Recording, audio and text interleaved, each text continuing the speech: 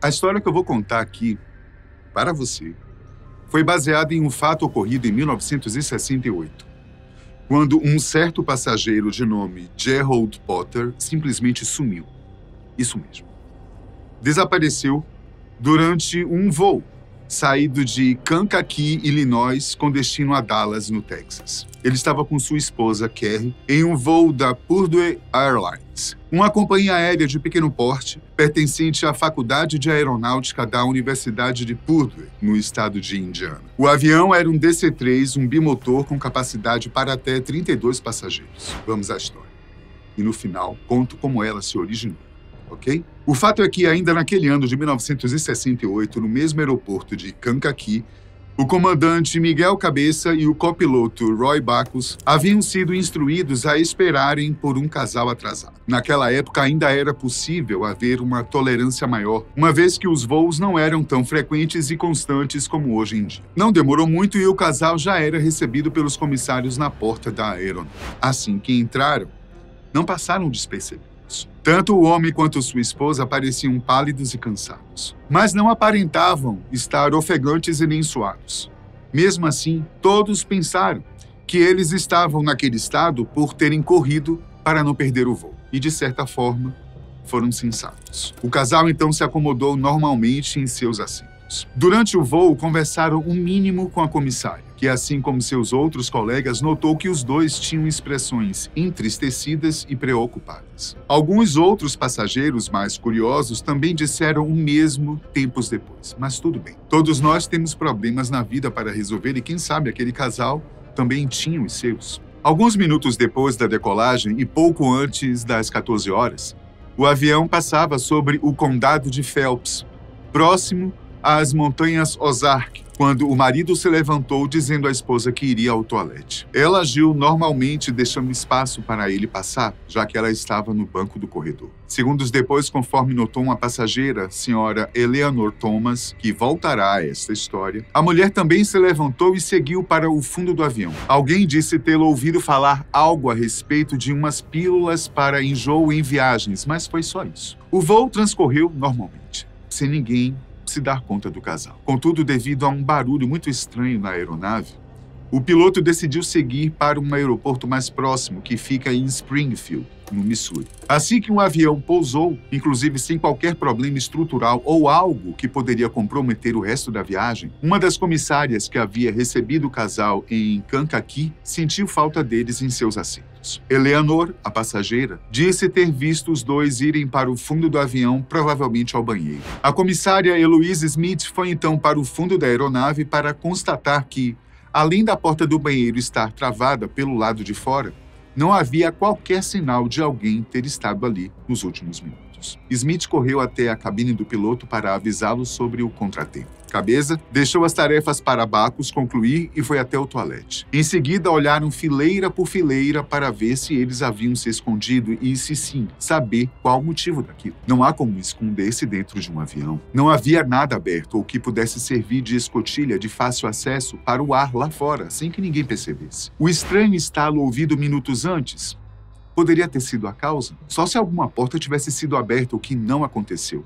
O compartimento de cargas também foi verificado e nada. Ao investigarem a lista de passageiros, constavam realmente os nomes Gerald e Carrie Potter, e, ao que tudo indicava, seria o casal que sumiu dentro do avião após irem ao banheiro. Os viram entrar, mas não os viram sair. Procuraram também pelo aeroporto. Mesmo não havendo câmeras de segurança naquela época, haviam muitos funcionários e agentes policiais que estavam sempre de olho nos passageiros e transeuntes. Ninguém viu o casal, como foi descrito. As dúvidas que surgiram foram diversas. Será que eles pularam? E se sim, por onde? O que foi o barulho que todos ouviram dentro do avião? Por que a aeronave não apresentava nada de anormal, mesmo depois do pequeno estrondo? E, por fim, onde estava o casal Potter? A polícia foi informada e esteve no aeroporto. Mas, da mesma forma como chegou, saiu de lá, isto é, com as mãos vazias. Aliás, ainda levaram de brinde uma pá de perguntas que nunca iriam conseguir responder. Aquele sumiço não tinha qualquer explicação lógica. Como um casal desaparece dentro de um avião em pleno voo? O melhor de tudo é que essa história não termina por aqui.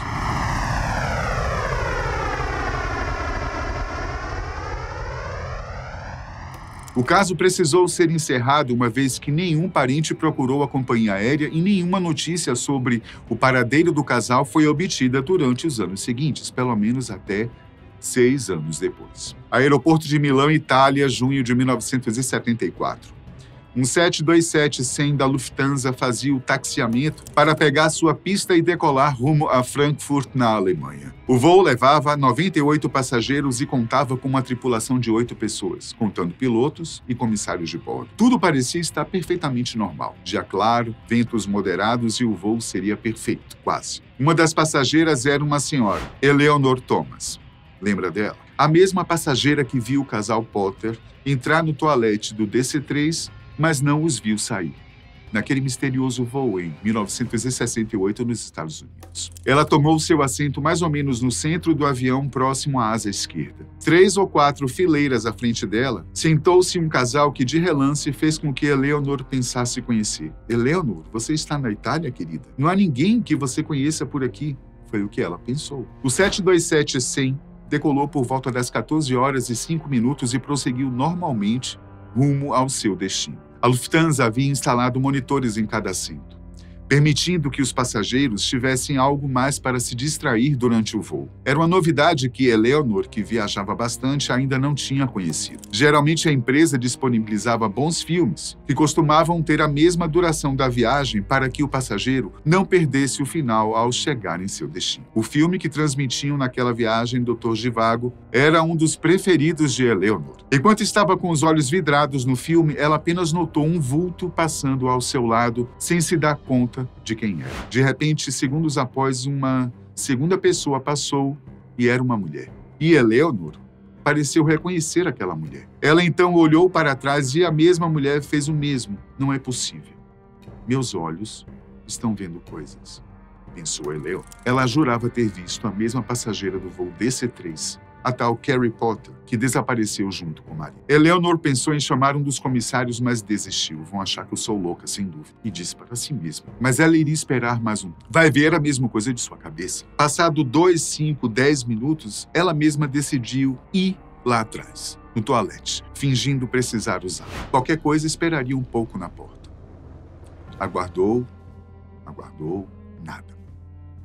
Ninguém saiu. Só então que ela percebeu que a porta estava trancada pelo lado de fora, indicando não haver ninguém lá dentro. Mas antes de qualquer conclusão apressada, ela chamou uma comissária e perguntou se haviam 2 assentos desocupados na 3ª ou 4ª fileira na frente do dela. A comissária voltou sua atenção aos assentos referidos e respondeu: não, estão vazios, mas havia um casal ali, porque fui eu mesma quem os indicou os assentos deles. O coração de Eleanor disparou. Ela não acreditava que estava revivendo aquilo de... A comissária percebeu que Eleanor havia perdido a cor no rosto. Ficou pálida e, de repente, perguntou: a senhora está bem? Eleanor ficou paralisada por alguns segundos e disse: eu preciso te contar uma coisa, mas você vai achar que eu sou louca. Assim que soube da história, a comissária foi verificar a lista de passageiros. Com a ajuda de um colega, contou todos os passageiros e faltavam 2, o senhor e a senhora Potter, Gerald e Carrie Potter. Eleanor quase desmaiou quando a comissária veio confirmar os nomes do casal de passageiros. E ainda disse a ela que, quando eles entraram no avião, pareciam estar pálidos e cansados. Eleanor só respondeu que no voo anterior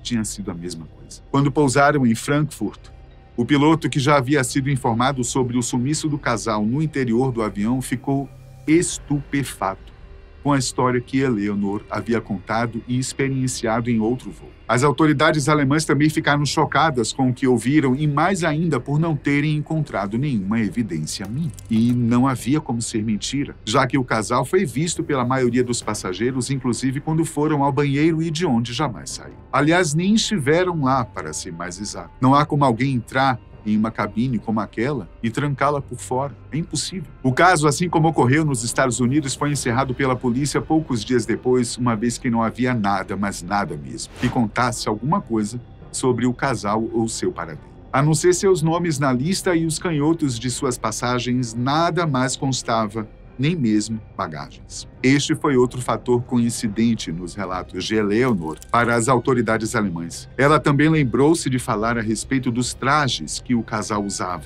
Não pareciam ser da moda ou modernos, pelo contrário, pareciam ser antigos, mais novos. Era um casal chique na concepção dela. Para o espanto generalizado, a polícia teria pesquisado a respeito do casal que havia desaparecido no voo de Purdue Airlines, lá em 1968. E os nomes eram exatamente os mesmos: Gerald L. Potter e Carrie Potter. Os documentos e as fotos eram os mesmos. Mas isso não acaba aqui. O casal Potter seria novamente visto por outros passageiros. Aeroporto de Maryland, Estados Unidos, 1988. Uma empresa de táxi aéreo recebe o pedido de um casal que reserva um pequeno jato para um voo até a cidade de Nova York. O nome do casal provavelmente você já sabe, né? Gerald e Carrie Potter. O jato executivo decolou exatamente às 13 horas e 38 minutos no dia 2 de junho, uma tarde de céu limpo e bastante apropriado para um voo que deveria durar 1 hora e 8 minutos. O casal foi recebido pela tripulação, que contava somente com 2 aeromoças e 2 pilotos. Durante os primeiros 30 minutos de voo, tudo parecia estar nas mais perfeitas condições. O casal, mesmo aparentando cansaço e um pouco de apatia, parecia estar feliz e até conversaram com ambas as comissárias.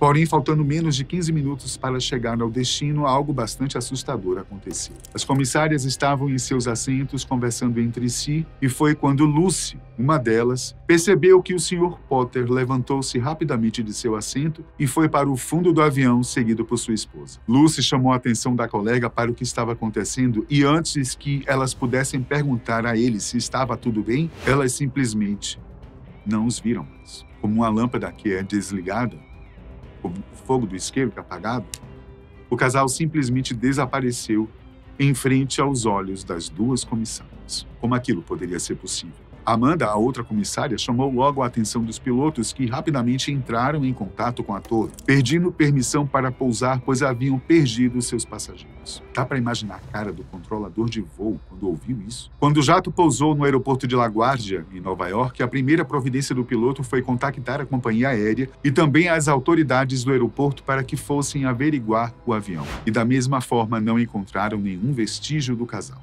Mas sim, uma tripulação completamente atordoada e sem qualquer resposta para o que tinha acontecido. O caso, assim como os anteriores, foi arquivado por falta de provas e ainda continua sendo um dos maiores mistérios dos Estados Unidos. O que você acabou de ver é uma versão de uma história fantástica criada a partir do que realmente aconteceu com Gerald L. Potter. O casal realmente estava no voo da Purdue Airlines entre Kankakee e Dallas. Eles viajavam para uma conferência na cidade texana e, além deles, havia outros colegas de trabalho de Gerald. E sim, em um determinado momento do voo, Gerald levantou-se e foi até o banheiro enquanto sua esposa, Carrie, continuou em seu assento. Naquele momento, o avião sobrevoava a região entre as cidades de Rolla e Waynesville, no condado de Phelps, Missouri, quando um estranho ruído chamou a atenção de todos.